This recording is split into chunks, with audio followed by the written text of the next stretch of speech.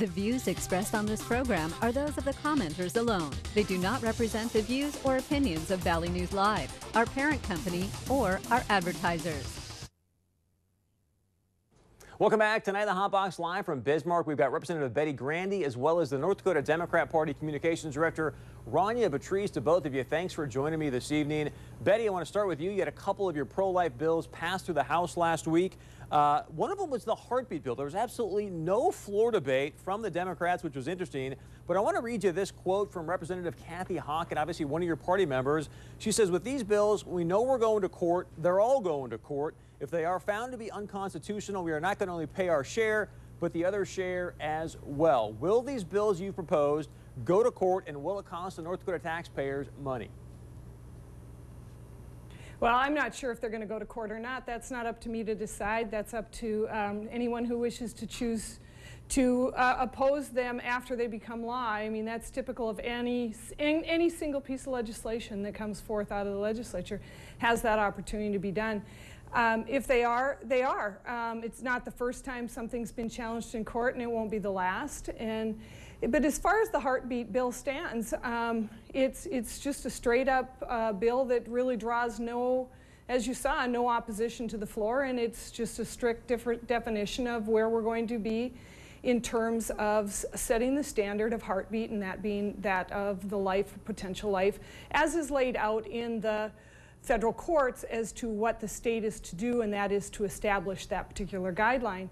With the other bill, that bill has been passed actually in 4 other states, and no court challenges have come about from those.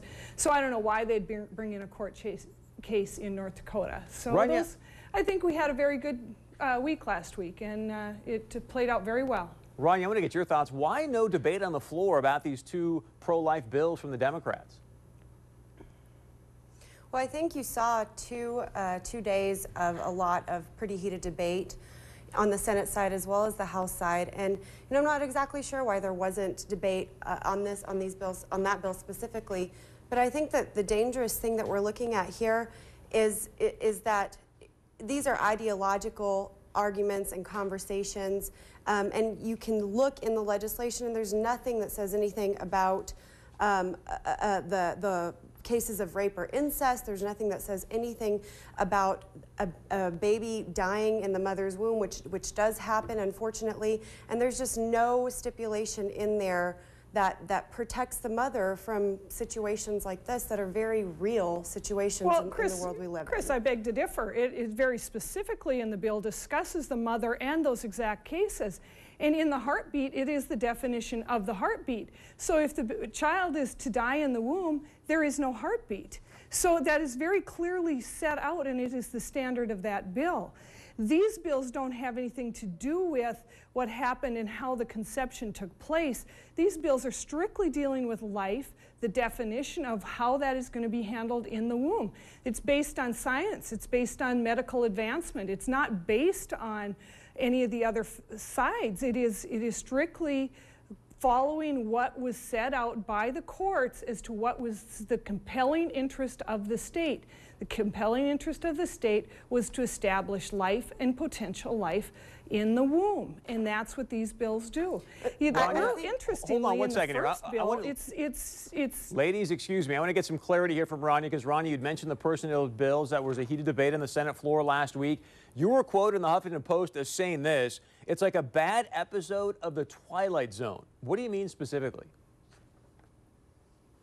Well, it's one of those things that, as a woman, you look at, and I was speaking about the IVF legislation specifically. As a woman, as somebody who, one day I may want to start a family, and what if I have infertility problems? What if my cousin does, or, a close friend?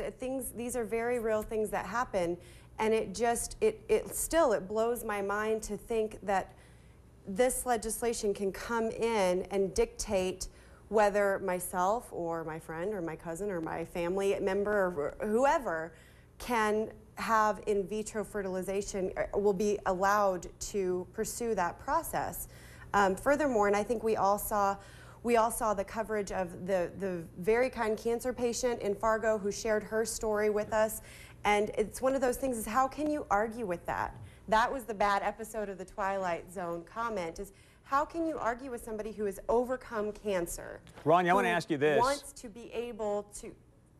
I want to ask you this, Ronnie, because about Yes. 10 days or so ago, I saw, I was floating around Facebook. I saw you'd posted on your site the American Prospect article, "The Worst State in the Union for Women, North Dakota." Do you agree with that article? Well, it's hard to say I agree because it's such a sad statement, because I have been all over this state, as I'm sure Representative Grandy has as well, and we've seen some of the best of this state, but you also can't argue with what's going on in the western part of the state, and part of that has to do with a booming population, part of that has to do with not enough law enforcement. So, you know, it's really hard to hear these kinds of things, but I think they're, like I've said before, they're very real situations that need to be addressed. So yeah, I'm not going to go against some of these stories that have been relayed about what goes on in different parts of the state. So you think that accurate is Well, a Chris, is a I think fairly what's interesting about that Betty. article,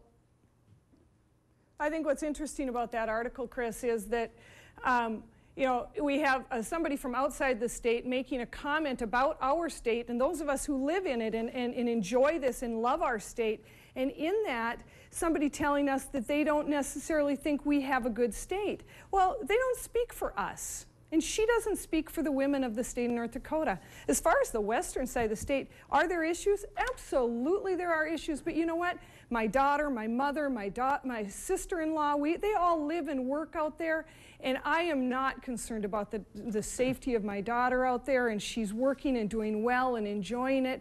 My mother is safe in her home, and there is not that kind of issue that I'm not quite sure why somebody from the outside looking in, trying to do a snapshot picture of our state, thinks that she can speak for the women of the state of North Dakota. I traveled this state extensively over the last 2 years, and it's a beautiful, wonderful state, and it's a great place to live. Rania, last question for you. I'm just going to have to disagree a little bit here, because there are these situations happening, and I will agree that there are beautiful parts of the state and amazing things happening in the state, but we can't just turn a blind eye to the realities that come with progress, and this is unfortunately one of those realities. Rania, last question for you. Obviously, this milk situation has come up about where Josh Brochet was going to propose a bill to help fund the mid-morning snack for kids K through 3. The Republicans voted no. You called up Cory Mock and said, Cory, let's send out an email to raise money for the state party. And in that email, you stated they have crossed a line, meaning the Republicans, they've crossed a line of morality, and we won't stand quietly by. Answer me this. How are the Democrats being morally superior when you go out and send out a fundraising email for the state party, not to help raise money for the kids for milk? I'm so glad you asked that question. Obviously, we've been talking about milk a lot this week, milk and juice. I always feel the need to make sure that's perfectly clear. I feel like this is the way politics works. Everybody knows that so wait, you don't wait. So politics over kids? When you just sit there with money. Wait. You were just diminishing the morality of Republicans, and now you're going to say that, hey, this is how politics works, so we're going to move politics over the health and benefit of kids.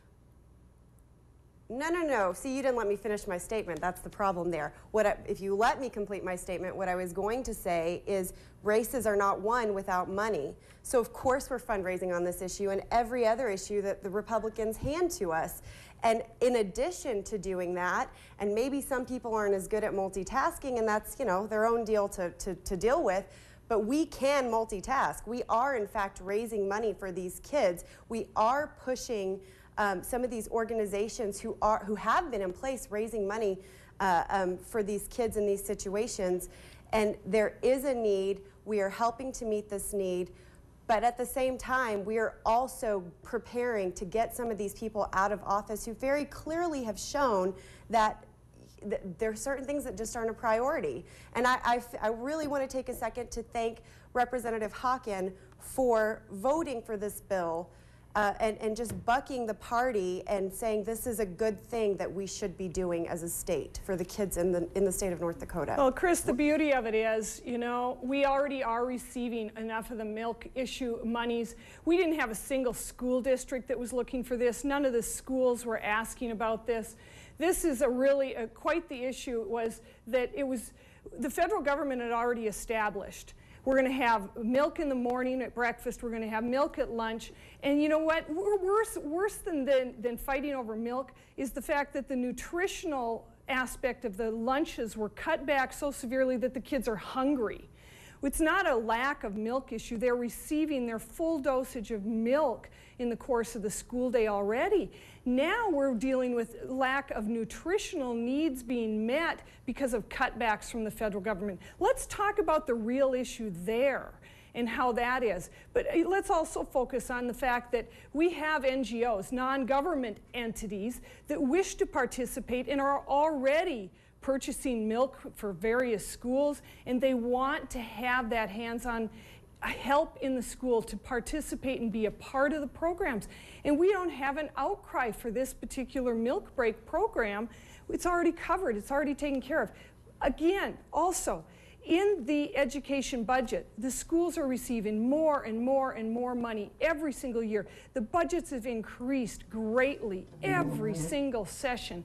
And in that, are you trying to say that the schools can't find just a few $100 or $1,000, whatever the case might be, to cover this? I beg to differ. The schools are not asking for it because they can already cover it. They're already taking care of the needs of the children. Betty and Rania, typically, hold on one second, to both of you, to Betty and Rania, please stay with me because sitting right next to me right now is the Executive Director of the Fargo Public Schools Development Foundation, Carol Johnson. I want you guys to stay with us. We're going to come back from a break. We're going to talk to Carol specifically about, hey, is there a need, and much, much more. And we can have you guys weigh in as well. Stay with us. 630 Point of View. Always love your point of view as well. Please join our conversation. Go to the website 630pov.com. We'll be right back. Welcome back to 630 Point of View. Special guest with me tonight, Executive Director of the Fargo Public Schools Development Foundation, Carol Johnson. We've been talking a lot about this milk situation. Is there a need for the milk? Also in Bismarck, I asked to stay with us Representative Betty Grandy and also the Communications Director for the North Dakota Democratic Party, Rania Patrice. To both of you, thanks for staying through me with this. But I want to have this sort of joint conversation because I think it is so important. We invest so much money in education. Are we getting the most value out of that investment in our kids? And so, Carol, I want to start with you. Is there a need for this, for money to help raise more money to ensure that more kids are getting this mid-morning snack? Well, first of all, I'd like to just tell you the background a little bit about how the Got No Milk program, we call it Got No Milk in our school district, how it got started. Originally, the USDA did provide funding for both mid-morning milk and hot lunch, the hot lunch program. Later on, the USDA decided that they would cover hot breakfast and hot lunch, which then meant that the mid-morning milk snack break was no longer funded.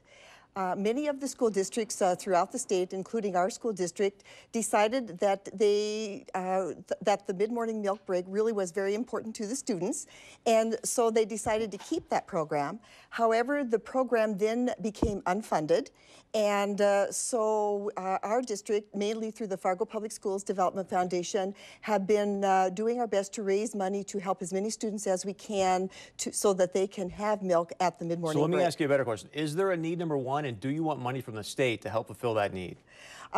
There is definitely a need for mid-morning milk since it's an optional program. In other words, any family who would like their child to participate and receive milk in the morning is required to pay. So that means all students in grades K through 5, not only those on free and reduced lunch programs, but also all students.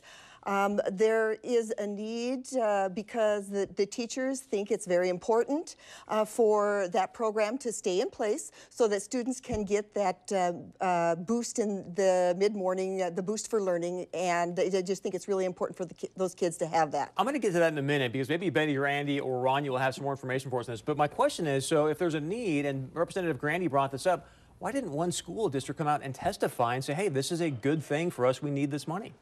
You know, I don't know the answer to that because I'm with the Fargo Public Schools Development Foundation, and we're a nonprofit organization that works alongside the school district, and we raise dollars for students based on requests from teachers and administrators, and I wouldn't know why they aren't here to visit about that. I know you and I talked about this earlier. Representative Grandy and Rania, I want to ask you guys this because when Caroline talked earlier, she didn't have the specifics. I think maybe one of you might, but my question is this. So the students that actually get this mid-morning snack, is there any empirical evidence that those kids are actually outperforming academically the kids that don't get the mid-morning snack. And Betty, I'll start with you.